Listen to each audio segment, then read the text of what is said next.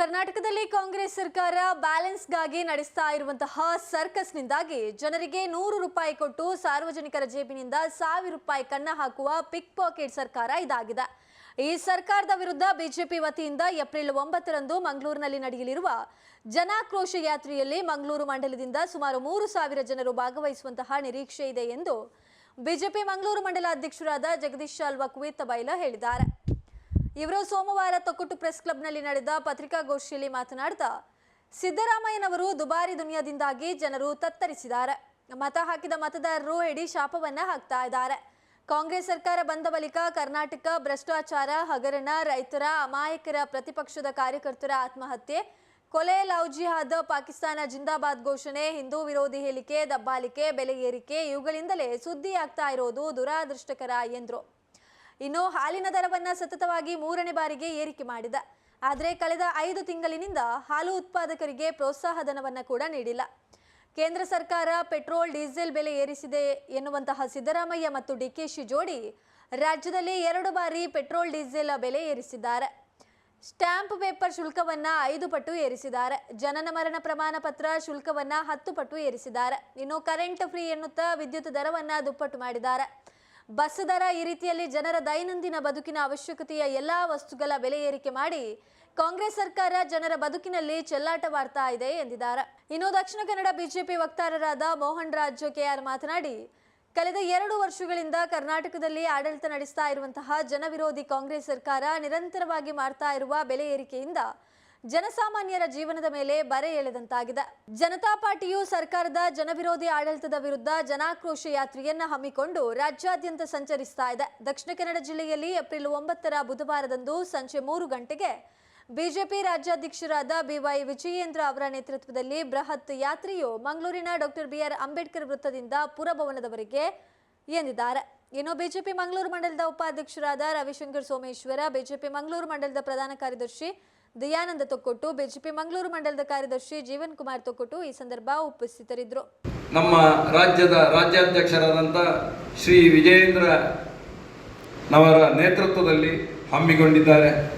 ಈ ಒಂದು ಜನಾಕ್ರೋಶ ಯಾತ್ರೆಯಲ್ಲಿ ನಮ್ಮ ಪ್ರತಿಪಕ್ಷ ನಾಯಕರಾದಂತಹ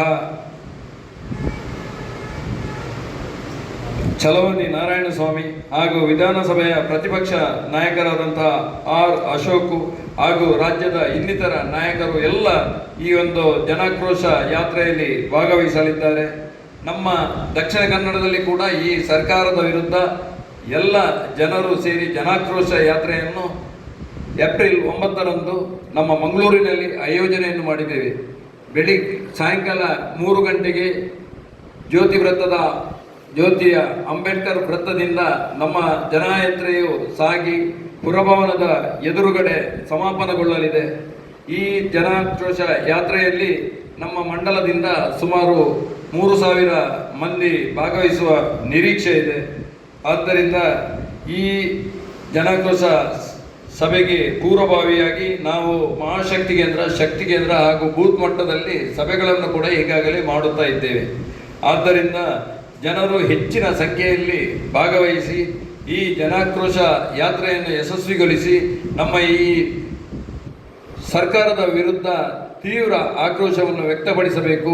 ನಾವು ಆದಷ್ಟು ಬೇಗ ಈ ಕಾಂಗ್ರೆಸ್ ಸರ್ಕಾರದ ದುರಾಡಳಿತವನ್ನು ಅಂತ್ಯಗೊಳಿಸಿ ಈ ಸರ್ಕಾರವನ್ನು ನಮ್ಮ ರಾಜ್ಯದಿಂದ ಕಾಂಗ್ರೆಸ್ ಸರ್ಕಾರವನ್ನು ಕಿತ್ತೊಗೆಯುವಂತಹ ದೃಢ ಸಂಕಲ್ಪದೊಂದಿಗೆ ಈ ಯಾತ್ರೆಯನ್ನು ಕೈಗೊಳ್ಳಬೇಕು. ಅದಕ್ಕಾಗಿ ಎಲ್ಲ ಜನರು ಈ ಯಾತ್ರೆಯಲ್ಲಿ ಭಾಗವಹಿಸಿ ಇದನ್ನು ಯಶಸ್ವಿಗೊಳಿಸಿ ನಮ್ಮ ಈ ಒಂದು ಯಾತ್ರೆಯನ್ನು ಯಶಸ್ವಿಗೊಳಿಸಬೇಕೆಂದು ತಮ್ಮಲ್ಲಿ ಕಳಕಳಿಯ ವಿನಂತಿಯನ್ನು ಮಾಡಿಕೊಳ್ಳುತ್ತಾ ಇದ್ದೇನೆ. ಜನತಾ ಪಾರ್ಟಿಯ ಜನಾಕ್ರೋಶ ಯಾತ್ರೆಯ ನೇತೃತ್ವ ವಹಿಸಿಕೊಂಡಿರುವಂಥ ನಮ್ಮ ನೆಚ್ಚಿನ ರಾಜ್ಯಾಧ್ಯಕ್ಷರಾಗಿರ್ತಕ್ಕಂಥ ವಿಜೇಂದ್ರ ಅವರು ಬುಧವಾರ ಸಂಜೆ ಮಧ್ಯಾಹ್ನ 3 ಗಂಟೆಗೆ ನಮ್ಮ ಮಂಗಳೂರಿಗೆ ಆಗಮಿಸಲಿದ್ದಾರೆ. ಮಂಗಳೂರಿನ ಜ್ಯೋತಿ ಅಂಬೇಡ್ಕರ್ ವೃತ್ತದಿಂದ ಈ ಯಾತ್ರೆ ಸಾಗಿ ಮಿನಿ ಸೌಧದ ಎದುರುಗಡೆ ಸಮಾರೋಪಗೊಳ್ಳಲಿದೆ. ಈ ಕಾರ್ಯಕ್ರಮದ ಬಗ್ಗೆ ಈಗಾಗಲೇ ಮಂಗಳೂರು ಮಂಡಲದ ಅಧ್ಯಕ್ಷರಾಗಿರ್ತಕ್ಕಂಥ ಜಗದೀಶ್ ಅವರು ವಿವರಣೆ ಕೊಟ್ಟಿರುತ್ತಾರೆ. ಈ ಕರ್ನಾಟಕ ರಾಜ್ಯದಲ್ಲಿ ಕಾಂಗ್ರೆಸ್ ಸರ್ಕಾರ ಬಂದು ಇವತ್ತು 2 ವರ್ಷ ಹತ್ತಿರವಾಯಿತು. ಗೊತ್ತಿರಬಹುದು ಗ್ಯಾರಂಟಿಯ ಒಂದು ನೆಪ ಒಡ್ಡಿ ಅಧಿಕಾರವನ್ನು ತೆಗೆದುಕೊಂಡು ಗ್ಯಾರಂಟಿಗೆ ಹಣ ವಿನಿಯೋಗಿಸೋಕ್ಕೋಸ್ಕರ ಪ್ರತಿಯೊಂದು ವಸ್ತುವಿಗೂ ಬೆಲೆ ಏರಿಕೆ ಮಾಡಿ ಜನರ ಜೀವನ ನಡೆಸಲು ಕಷ್ಟಕರವಾದಂಥ ಒಂದು ಸಮಸ್ಯೆಯನ್ನು ತಂದಿಟ್ಟ ಈ ರಾಜ್ಯ ಸರ್ಕಾರದ ವಿರುದ್ಧ ಇವತ್ತು ಭಾರತೀಯ ಜನತಾ ಪಾರ್ಟಿ ಪ್ರತಿಭಟನೆಗೋಸ್ಕರ ಬೀದಿಗಿಳಿದಿದ್ದಾರೆ. ಒಂದು ಗೊತ್ತಿರ್ಬೋದು, ಜನಸಾಮಾನ್ಯರು ಇವತ್ತು ಇಡೀ ರಾಜ್ಯದಲ್ಲಿ ಯಾವ ರೀತಿಯಲ್ಲಿ ಜೀವನ ನಡೆಸುತ್ತಿರುವ ವಿಚಾರ ಪ್ರತಿದಿನ ಮಾಧ್ಯಮದ ಮುಖಾಂತರ ನಮಗೆ ಗೊತ್ತಾಗ್ತಾ ಉಂಟು. ಕೇವಲ ಬೆಲೆ ಏರಿಕೆ ಒಂದೇ ಒಂದು ವಿಚಾರ ಅಲ್ಲ, ಪ್ರತಿಯೊಂದು ವಿಚಾರದಲ್ಲಿ ಕೂಡ ಇವನ್ ಕಾನೂನು ಸುವ್ಯವಸ್ಥೆ ಕೂಡ ಇವತ್ತು ಕರ್ನಾಟಕ ರಾಜ್ಯದಲ್ಲಿ ಕುಸಿದಿದೆ. ನಿಮ್ಗೆ ಗೊತ್ತಿರ್ಬೋದು, ಒಬ್ಬ ಶಾಸಕರಾದವರು ಒಂದು ಸಾಮಾನ್ಯ ಭಾರತೀಯ ಜನತಾ ಪಾರ್ಟಿ ಕಾರ್ಯಕರ್ತನ ಮೇಲೆ ಪ್ರೆಷರ್ ಹಾಕಿ FIR ಮಾಡಿ ಅವನ ಸಾವಿಗೆ ಕಾರಣಕರ್ತ ಆಗಿರೋ ವಿಚಾರ ಮಡಿಕೇರಿಯ ಶಾಸಕರ ವಿಚಾರದಲ್ಲಿ ನಿಮ್ಗೆ ಗೊತ್ತಿರ್ಬೋದು. ವಿನಯ ಸೋಮಯಾಜಿ ಅನ್ನುವಂಥ ಕುಶಲನಗರದ ಹುಡುಗ ಇವತ್ತು ಆತ್ಮಹತ್ಯೆ ಮಾಡಿಕೊಂಡಿದ್ದಾನೆ. ಗೊತ್ತಿರು ಯಾವ ವಿಚಾರಕ್ಕೋಸ್ಕರ ಆತ್ಮಹತ್ಯೆ ಮಾಡಿ ಇವತ್ತು ಇಬ್ಬರು ಶಾಸಕರ ಹೆಸರನ್ನು ಉಲ್ಲೇಖ ಮಾಡಿ ಪೊಲೀಸ್ ಸ್ಟೇಷನಲ್ಲಿ ಕಂಪ್ಲೇಂಟ್ ಕೊಟ್ಟರೆ ಕಂಪ್ಲೇಂಟಲ್ಲಿ FIR ಮಾಡ್ತಾರೆ, ಆ ಶಾಸಕರ ಹೆಸರನ್ನು ತೆಗಿತಾರೆ. ಗೊತ್ತಿರ್ಬೋದು, ಯಾವುದೇ ಕಂಪ್ಲೇಂಟ್ ಕೊಟ್ಟ ಸಂದರ್ಭದಲ್ಲಿ ಯಾರ ಹೆಸರು ಕಂಪ್ಲೇಂಟಲ್ಲಿ ಉಲ್ಲೇಖ ಆಗಿರ್ತದೆ ಅದನ್ನು FIR ಅಲ್ಲಿ ಹೇಳಬೇಕು, ಆ FIR ಅಲ್ಲಿ ಮೆನ್ಷನ್ ಮಾಡಬೇಕು. ಆದರೆ ನಮ್ಮ ವಿಧಾನ ಪರಿಷತ್ತಿನ ವಿರೋಧ ಪಕ್ಷದ ನಾಯಕರು ಹೋಗಿ ಕೇಳುವಾಗ ಅಲ್ಲಿಯ PSI ಹೇಳ್ತಾನೆ, ನೀವು ಕೊಟ್ಟ ಕಂಪ್ಲೇಂಟನ್ನೇ FIR ಅನ್ನು ಎನ್ಕ್ಲೋಸ್ ಮಾಡಿಕೊಂಡು ನಾವು ಕೋರ್ಟಿಗೆ ಕೊಡ್ತಾ ಇದ್ದೇವೆ. ಆದರೆ FIR ಅಲ್ಲಿ ಹೆಸರಿದೆ ಅಂತ ಕೇಳುವಾಗ FIR ಅಲ್ಲಿ ಶಾಸಕರಿಬ್ಬರ ಹೆಸರು ಇಲ್ಲ ಅಂತ ಹೇಳ್ತಾ ಇದ್ದಾರೆ. ಎನಿವೇ, ಫಸ್ಟ್ ಇನ್ಫಾರ್ಮೇಶನ್ ರಿಪೋರ್ಟ್ ಅಲ್ಲಿ ಯಾವತ್ತೂ ಕೂಡ ಒಂದು ಕಂಪ್ಲೇಂಟ್ ಕೊಟ್ಟಾಗ ಆ ಕಂಪ್ಲೇಂಟ್ ಯಾರ ಮೇಲೆ ಆರೋಪ ಮಾಡಿದರೆ ಅವರ ಹೆಸರು ಬರಬೇಕು. ಆದರೆ ಇವತ್ತು ಕರ್ನಾಟಕ ರಾಜ್ಯದಲ್ಲಿ ಕಾಂಗ್ರೆಸ್ ಸರ್ಕಾರ ಬಂದಾಗ ಯಾವುದೇ ದೂರು ಕೊಟ್ಟಾಗ ಕಾಂಗ್ರೆಸ್ ನಾಯಕರ ಹೆಸರಿದ್ರೆ ಅದರಲ್ಲಿ FIR ಅಲ್ಲಿ ಹೆಸರು ಬರುವುದಿಲ್ಲ. ಇಂತಹ ಒಂದು ಹೀನ ರೀತಿಯ ಕೃತ್ಯವನ್ನು ಕರ್ನಾಟಕದಲ್ಲಿ ಈ ಕಾಂಗ್ರೆಸ್ ಸರ್ಕಾರ ಮಾಡ್ತಾ ಇದೆ.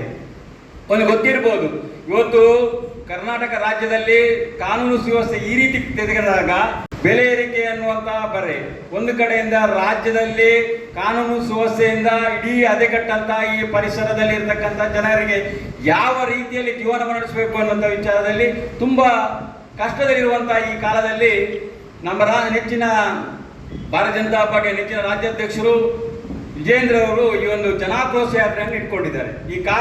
ಈ ಯಾತ್ರೆಯನ್ನು ಯಶಸ್ವಿಗೊಳಿಸಬೇಕಾದ್ರೆ ಇವತ್ತು ಪ್ರತಿಯೊಬ್ಬ ಮನುಷ್ಯಕ್ಕೂ, ಪ್ರತಿಯೊಬ್ಬ ಮತದಾರ ಬಾಂಧವರು, ಪ್ರತಿಯೊಬ್ಬ ಈ ಭಾಗದ ಕರ್ನಾಟಕ ರಾಜ್ಯದ ಎಲ್ಲ ಜನರು ಈ ಜನಾಕ್ರೋಶ ಯಾತ್ರೆಗೆ ಬೆಂಬಲವನ್ನು ಕೊಡಲೇಬೇಕು. ಗೊತ್ತಿರ್ಬೋದು, ದಕ್ಷಿಣ ಕನ್ನಡದಲ್ಲಿ ಯಾವೆಲ್ಲ ಸಮಸ್ಯೆ ಈಗ ಬಂದಿದೆ ಅಂತ ನಿಮ್ಗೆ ಗೊತ್ತಿರ್ಬೋದು. ಅಭಿವೃದ್ಧಿ ಎನ್ನುವುದು ಕುಂಠಿತವಾಗಿದೆ. ಇವತ್ತು ಯಾವುದೇ ಜಾಗದಲ್ಲಿ ಹೋಗಿ ಎಲ್ಲಿ ಕೂಡ ಅಭಿವೃದ್ಧಿ ಕೆಲಸ ಆಗ್ತಾ ಇಲ್ಲ. ಒಂದು ರಸ್ತೆಗೆ ಕಾಂಕ್ರೀಟೀಕರಣ ಕೆಲಸ ಕೂಡ ಮಾಡ್ತಾ ಇಲ್ಲ.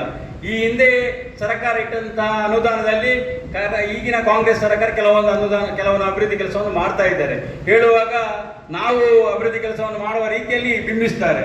ಇವತ್ತು ಯಾವುದೇ ಒಂದು BJP MLA ಮಾಡಿದಂತ ಅಭಿವೃದ್ಧಿ ಕೆಲಸವನ್ನು ಇನಾಗ್ರೇಷನ್ ಮಾಡಿದರೆ ಅದನ್ನು ಮರು ದಿವಸ ನಮ್ಮ ಜಿಲ್ಲಾ ಉಸ್ತುವಾರಿ ಸಚಿವರು ಬಂದು ಉದ್ಘಾಟನೆ ಮಾಡುವಂತಹ ನಾಟಕಗಳನ್ನು ಮಾಡ್ತಾ ಇದ್ದಾರೆ.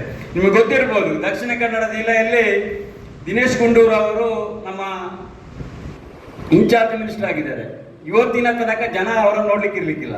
ಅವರು ಮೊನ್ನೆ ವಕ್ಫ್ ಬೋರ್ಡಿನ ತಿದ್ದುಪಡಿ ಆದಂತಹ ಸಂದರ್ಭದಲ್ಲಿ ಹೇಳ್ತಾರೆ, ಇದು ಸಂವಿಧಾನಕ್ಕೆ ವಿರುದ್ಧವಾದಂತ ವಿಚಾರ ಅಂತ. ನಾನು ಆ ವಿಚಾರವನ್ನು ಹೇಳುವುದರ ಮೊದಲು ನಾನು ಹೇಳ್ತಾ ಇದ್ದೇನೆ, ಇವರಿಗೆ ಒಂದು ದಕ್ಷಿಣ ಕನ್ನಡ ಜಿಲ್ಲೆಯಲ್ಲಿ ಜನರ ಕಷ್ಟ ಕಾರ್ಪಣ್ಯದಲ್ಲಿ ಏನು ಕೆಲಸ ಮಾಡಿದ್ದಾರೆ, ಏನೆಲ್ಲ ವಿಚಾರಗಳನ್ನು ಮಾಡ್ತಾರೆ, ಇವರನ್ನು ಒಂದು ವೇಳೆ ಭೇಟಿಯಾಗಬೇಕಾದ್ರೆ ಜನಸಾಮಾನ್ಯರು ಒಂದು ಉಸ್ತುವಾರಿ ಸಚಿವರನ್ನು ಭೇಟಿಯಾಗಬೇಕಾದ್ರೆ ಅವರ ಕಚೇರಿಯಲ್ಲಿ ಅಂತ ಹೇಳಬೇಕು, ಅವರು ಎಲ್ಲಿ ಸಿಗ್ತಾರೆ ಅಂತ ಹೇಳಬೇಕು. ಒಂದು ವಾರದಲ್ಲಿ ಎಷ್ಟು ದಿನ ಅವರು ಜನಸಾಮಾನ್ಯರು ಸಿಗ್ತಾರೆ ಅಂತ ಹೇಳಬೇಕು. ಇವತ್ತಿನ ತನಕ ದಿನೇಶ್ ಗುಂಡೂರು ಅವರು ದಕ್ಷಿಣ ಕನ್ನಡ ಜಿಲ್ಲಾ ಜನಸಾಮಾನ್ಯರಿಗೆ ಸಿಕ್ಕುವುದಿಲ್ಲ. ಇಂಥ ಉಸ್ತುವಾರಿ ಸಚಿವರು ಬೇಕೇ ಎನ್ನುವಂಥ ಪ್ರಶ್ನೆಯನ್ನು ನಾನು ಸನ್ಮಾನ್ಯ ಮುಖ್ಯಮಂತ್ರಿಯಲ್ಲಿ ಕೇಳ್ತಾ ಇದ್ದೇನೆ. ಇವಾಗ ಗೊತ್ತಿರ್ಬೋದು, ಮೊನ್ನೆ ಬಂದರು DCC ಕಚೇರಿಯಲ್ಲಿ ಕೂತ್ಕೊಂಡು ಅಹವಾಲು ಸ್ವೀಕಾರ ಅಂತ ಮಾಡ್ತಾ ಇದ್ದಾರೆ.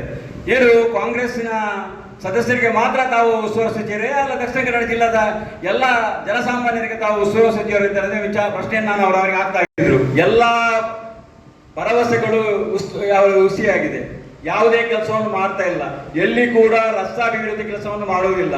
ಒಟ್ಟಾರೆ ಕೇವಲ ಮಾತಿನಲ್ಲೇ ವಿಚಾರಗಳನ್ನು ಹೇಳುತ್ತಾರೆ, ಅವರನ್ನು ಕಾಲ ಕಳೆಯುತ್ತಿದ್ದಾರೆ ಹೊರತು ಇಡೀ ಮಂಗಳೂರು ವಿಧಾನಸಭಾ ಕ್ಷೇತ್ರದಲ್ಲಿ ಇಲ್ಲಿರುವ ಶಾಸಕರು ಕೂಡ ಜನಸಾಮಾನ್ಯರ ಕಷ್ಟಕ್ಕೆ ಸ್ಪಂದನೆ ಕೊಡುವಂಥ ಕೆಲಸವನ್ನು ಮಾಡ್ತಾ ಇಲ್ಲ.